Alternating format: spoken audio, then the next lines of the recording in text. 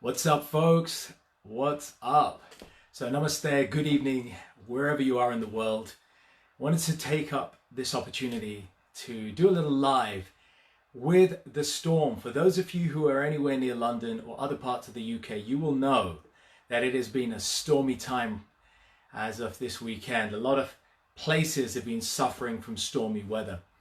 And I'm talking about London, England, not London, Ontario. For those of you right here in London or around the UK, the weather has really played a havoc part in our lives. It's really taken its toll physically. Buildings have been damaged, trees have been rent asunder. There's so much chaos on the roads. There's been disruption to all kinds of services, TV channels, internet connections, you name it, the world has been disrupted in some way if you're living anywhere near London or in the UK. And it really got me thinking today, and I really felt inspired to do this live. One of my coaching clients this morning, she is an online coaching client, and she bailed on me. And the reason why she bailed on me is she just felt really down about the weather. She just felt she didn't want to come online. She didn't want to have a coaching session. She was down, and I reached out to her. I said, "Hey, what's up?" She goes, "The weather is it's just really off-putting. I just don't want to do anything." And it got me thinking about how much we allow our circumstances to disrupt what we're trying to achieve in our life. And it's not until a storm like this happens, I think, that some people have a wake up and realize that actually a lot of stuff that they would want to do is being disrupted. And when we allow external circumstances to present that disruption, we are always faced with a choice. But the problem is most of us don't realize we have a choice. And I'm speaking to the converted. Most of you are in careers or you have your own businesses, and you know just as well as I do how hard it is when you are trying to achieve something, when you are trying to achieve an objective, a goal, a task, and challenges come around. Resistance shows up, whether it's external resistance due to nature, as in the storm here, or it's resistance due to other people. But when resistance shows up, we start to cave in, we start to buckle up.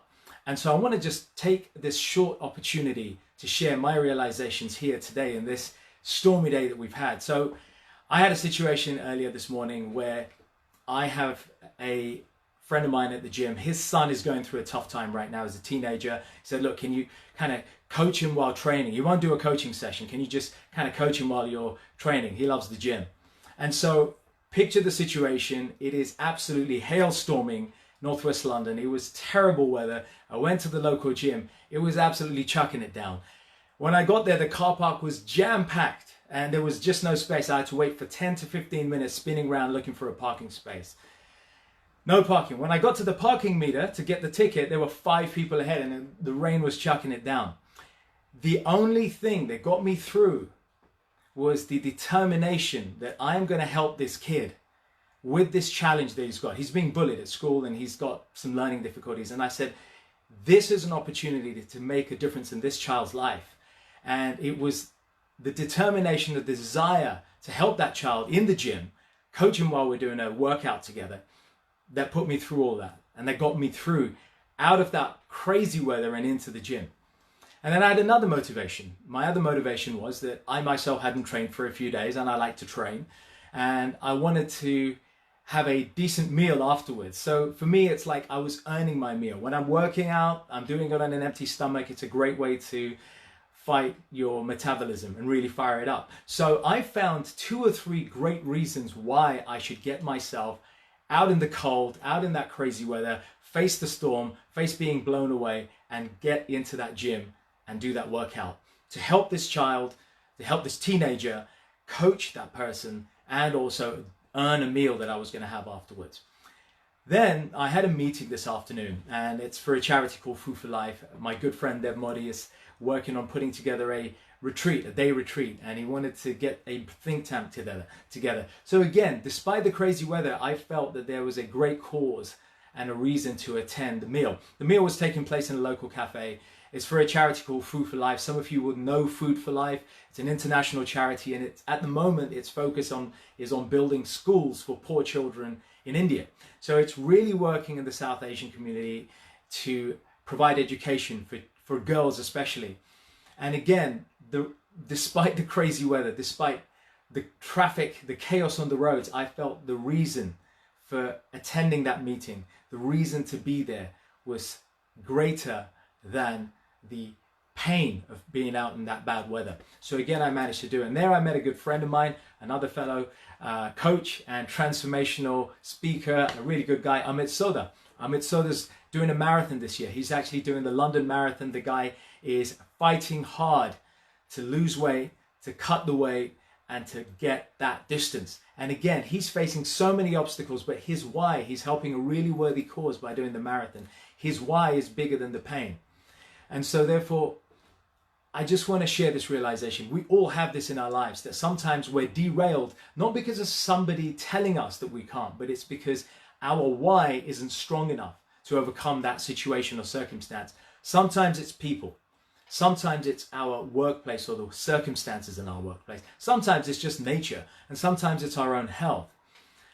But sometimes we've got to start to recognize that the power lies with us, not outside. We need to be able to start to recognize when we are challenged, when resistance comes up in the shape of people, places, circumstances, or things. It's a great idea to ask yourself, is your why bigger than those resistances? Is it? Because if it isn't, the resistance will win. If the resistance is met by a strong why, which is what I experienced today, my why to be in that gym, to work with that teenager, my why to go and work with this charity, because I think it's a worthwhile cause. I helped them out years ago. I found sufficient reasons, sufficient whys to overcome the terrible weather and get drenched to go out and do this. And so I put to you to discover your why. So I want to give you two ideas that I want to share with you here, two simple ideas that you can look at. Number one, make sure that your why is bigger than that storm. Whatever that storm is, whether that storm is in a physical storm, an environmental storm, or a family storm. Sometimes family challenges present obstacles that threaten preventing us from doing good.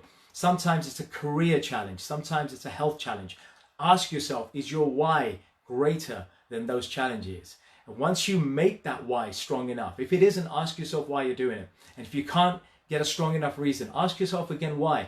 There's inevitably a strong enough reason that you can pin to a value in your life. Once you understand and align your values to the reason why we're doing something, we really start to get momentum and strength, and we build that resilience to overcome those obstacles that come in our life. So tip number one, amplify your why by questioning it, rigorously attacking it until you have a strong enough reason that would overcome the obstacles that come in your way. And tip number two, when a real storm comes, or when a metaphorical storm comes, maybe it's time to take that opportunity to introspect and go inside, to reflect, to do some inner work. Because a lot of the times when weather is bad, taking the example of storms and crazy weather, we stay inside, we get connected with media, we watch TV, we zone out, we tune out. But sometimes it's good to put the brake, stop people to entering our lives, not get all social, and really do the hard work. And that hard work means introspecting and looking at why certain areas in our life aren't the way we want them to be, and using that time to introspect, go inside, and start to challenge our beliefs. It's a great time. I know for myself, I've done that. Sometimes you go into what I call airplane mode, right? Like on your phone, you go into airplane mode. So go into do not disturb. No family, no relatives. Just get a couple of hours when that weather's crazy outside to go inside and ask yourself, where in my life am I feeling unhappy? Or where in my life am I feeling resistance? Or who am I feeling resistance with? Maybe it's a time to introspect and see who is causing that problem, or who you have a relationship challenge with. And really by introspecting, by taking time to reflect and asking ourselves what part we're playing in not getting the results that we want in that relationship, or the career, or our domestic situation, or financial situation, but introspecting to find out what part we're playing is a great way to start to make small breakthroughs in those quiet times, to build our resilience, to build our resolve, and to ultimately strengthen our why, so that when we are in sunnier times, when the weather is better, when the storm is over, we're able to go and deal with those challenges, with those people, with that career, with that domestic decision, whatever it is. We're able to deal with those situations with a more empowered, more well-considered, and a more resilient approach. Anyway, those are my thoughts for a Sunday evening. I hope that's been of value. And if it has, I'd love to hear your own reasons why. Why do you do what you do? And which areas in your life is resistance showing up for you? Which areas are you having a storm with? What are you doing in your life to face that storm? Maybe it's that time, what area are you going to start to bookmark when the next storm comes to work on to improve your life? So I hope that's been helpful. Leave your comments below. Last but not least, I'd like to take the opportunity to invite you, if you'd like to learn to weather storms together, come and join us. We're doing a retreat, myself and Alex Reed, the cage fighter, the martial artist, and the generally cool guy, at the end of March. From the 27th to 29th, we're going to do 2 days, 2 nights of powerful transformation and detox work over a long weekend in Harlow, Essex. It's in a beautiful luxury award-winning retreat venue. We'd love to have you guys. We have other retreats happening after that. Croatia early June. We're going to go for 5 nights, and our signature late summer wellness retreat, which we run every year in Hungary in September. So if you'd like to do some inner work and you'd like some great company along the way to help you to become the best version of you, check us out. Drop us a line. We'd love to serve you. Take care. Peace out. Namaste.